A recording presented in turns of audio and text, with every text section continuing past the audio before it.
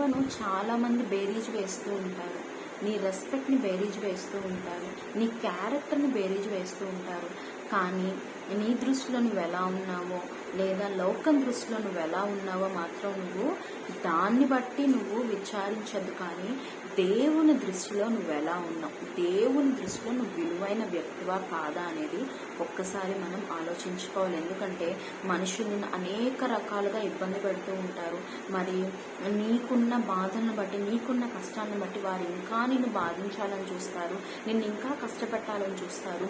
నీకున్న కష్టాల్లోకి మరీ కష్టాల్లోకి నెట్టాలని వారు చూస్తూ ఉంటారు. నిన్ను అనొచ్చు, నువ్వు చేసే భక్తిని బట్టి, నువ్వు చేసేది దొంగ భక్తి, నువ్వు చేసేది దొంగ ఉద్యోగం, లేదా రకరకాలుగా నిన్ను వారు దిగజార్చాలని, నీ క్యారెక్టర్ని దిగజార్చాలని నిన్ను ఎంతగానో పోక్ చేస్తూ, నిన్ను ఎంతగానో హీనంగా చూస్తున్నప్పుడు నువ్వు ఒకటే చెయ్యి, దేవుని దగ్గర వచ్చి ఆయన పాదాలు పట్టుకో.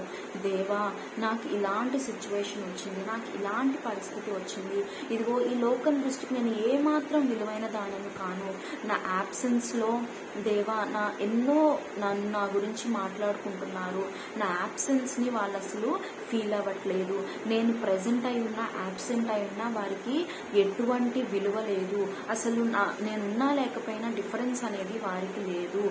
ఎందుకు దేవా నాకు ఇలాంటి సిచ్యువేషన్, ఎందుకు ఇంత విలువ లేని వ్యక్తిగా నన్ను చేశావు, ఎందుకు నాకు రెస్పెక్ట్ లేకుండా చేశావని కుమిలిపోతున్నట్లయితే దేవుడు చెప్తున్నాడు, లోకం దృష్టిలో నువ్వు ఎలా అయినా ఉండని, లోకం నిన్ను ఎలా అయినా చూడని, నా దృష్టిలో నువ్వు బహు విలువైన వ్యక్తివి. ఎందుకంటే దేవునికి మన యందు నిత్యము నూతనముగా వాత్సల్యత పుడుతున్నట్టు, ప్రతిదినం అనుదినము దేవునికి మన యందు వాత్సల్యత, ప్రేమ ఎప్పటికప్పుడు ఫ్రెష్గా వస్తుందంట.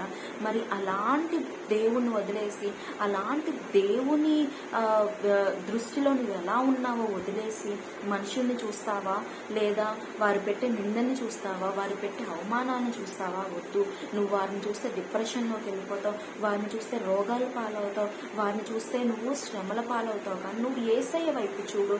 ఆయన వైపు చూస్తే నీకు ఆయన జస్ట్ మాటలతో కాదు, కానీ చేతల ద్వారా నీ చుట్టూ ఉన్న వారికి ఆయన సమాధానం చెప్తాడు. నిన్ను గొప్పగా ఆయన ఆశీర్వదిస్తాడు, నిన్ను ఘనంగా దీవిస్తాడు, నిన్ను ఆశీర్వాదకరంగా మారుస్తాడు. ఎవరైతే నిన్ను హేళన చేశారో వారి ఎదుటే నీ తల ఎత్తుకునేలాగా ఆయన చేస్తాడు.